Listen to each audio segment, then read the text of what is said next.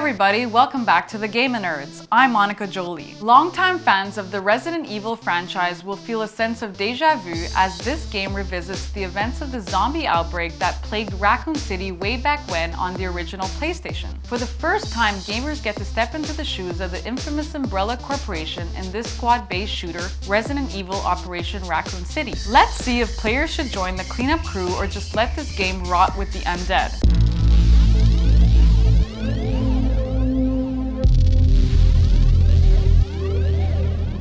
So today on GamerNerdz, me and Voyce are going to review a title released by Capcom and Slant 6 Games. It takes place in the Resident Evil universe called Operation Raccoon City. So the Umbrella Corporation has been given a really bad rep in the Resident Evil universe. They unleashed this zombie infestation on Raccoon City. They created bioorganic weapons, the T-virus, the G-virus, people like Wesker. The game takes place during the Raccoon City incident. You take the role of an elite squad of Umbrella security service members trying to eliminate any sort of evidence linking Umbrella to the zombie infestation. You find out that someone named Dr. William Birkin is going to sell the G-virus to the US government, and it's your job to go in and slaughter everybody. On premise and on paper, the story should have been something that should have really intrigued Resident Evil fans. Coming into this game, I had high expectations, and then you play it, completely just It tries to be like Left 4 Dead. The Left 4 Dead series did take a lot from the Resident Evil series, so seeing Resident Evil try to do what Left 4 Dead did and completely fail at it blows my mind. I don't understand how this game sucks so hard. You have characters with really retarded names like Vector and Beltway and Bertha. The thing with the comparison to Left 4 Dead was that there was a general sense of fear and despair because you don't know if you're gonna be rushed by a million horde of zombies. With Operation Raccoon City, you don't feel any sort of dread. No horror, no despair, nothing. Yes, you're fighting US Spec Ops, zombies, bioorganic weapons, free-for-all third-person shooter, but it's short, repetitive, horrible, the missions aren't paced very well. You have these faceless security officers who all look the same. It's one of the most uninteresting titles I've played in the Resident Evil universe, and I've played a lot. Before I actually started playing the game, I read the character bios. I was like, oh no, this is gonna be cool. They all have such distinct personalities. They're gonna One has a darker face mask versus the other. I couldn't care less about the story in this, so I'm just gonna move past it. I just get into the gameplay. It doesn't get better. It's like going from one traffic jam to the next. It should have been good because it employs a lot of gameplay that you've seen in past games like Gears of War, Resident Evil 4. There's a cover mechanic, pretty good variety of weapons. Too many weapons. There's like 30 types of assault rifles. Honestly, you just need your combat knife because that kills everything. It does have all the game mechanics that you would want to have in a game like this. It really does. You can buy new weapons, you can get passive and active abilities, but then you play it.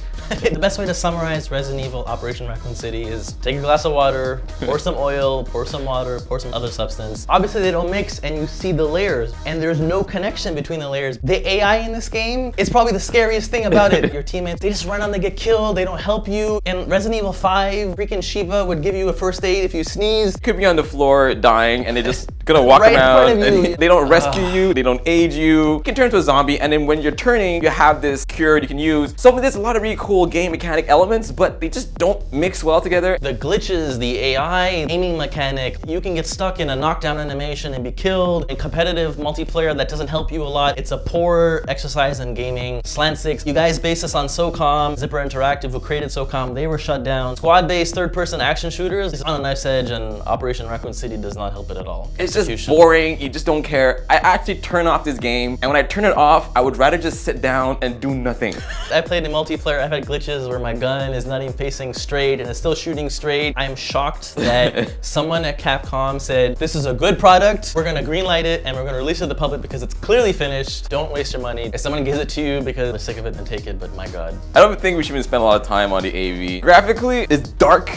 It's boring. They do a good job of creating the chaos behind the Raccoon City incident. There's some cool set pieces. Nemesis is cool, albeit with a Gatling gun instead of bazooka. The game gets crazy with all these characters, but the frame rate goes, I'm sure, to single digits. I've been stuck in the floor. I've been knocked out of levels. It's just not finished. It's not a good looking game. There's no redeeming factor. In terms of the voiceover There's work, the voice acting, but it's so good. It's so bad. It's so good. Slant 6, you guys did a great tribute to the voice acting of the first Resident Evil. I know you're trying to reach out to the Call of Duty crowd. Even Modern Warfare had better writing. There's the competitive competitive mode where you can take the villains like Ada Wong. You know, if you want to kill Leon because of a stupid haircut, then yeah, you can shoot him or Claire. There's a free DLC coming out which is gonna conclude or add more Spec Ops missions. There were some cool ideas here. It's great on paper, but man, probably one of the worst games I've ever played. No, hands down. I get angry. I play it and I get angry. I'm gonna close it off here. If Resident Evil 6 follows suit to this game, count me out. If it does, I'm gonna drop gaming because I've seen the trailers. Although the trailers of Resident Evil Orc also indicated it'd be a great game, and I was sadly mistaken. It's ugly from a gameplay view. It's ugly from an AV perspective. Story is terrible. Story is terrible, and just the AI and the glitches, it's not acceptable in this day and age. It's a total miss. Sorry. The most entertaining thing about this game is this review. Sorry. See.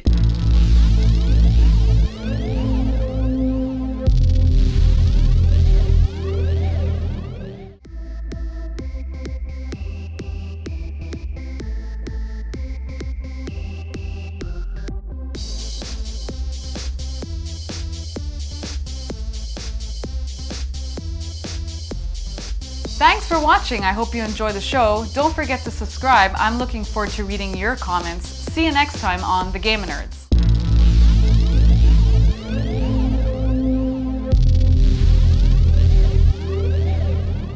Capcom and Slant6 games. Oh my god, I can't speak. Okay, see, last time we did this, it took me 8 minutes to get started. So this game, you take place of Umbrella security. This game will take place of security. Now, the Umbrella Corporation has been given a bad game in the Resident Evil series. A bad game? Prelude! Well, you know what? Actually, it's a bad game, so yeah, it makes sense. We're off to a great start. So Operation Raccoon City takes place during the Resident Evil... Losing my mind, like seriously? I'm like spinning right now. Everyone's like, let's see.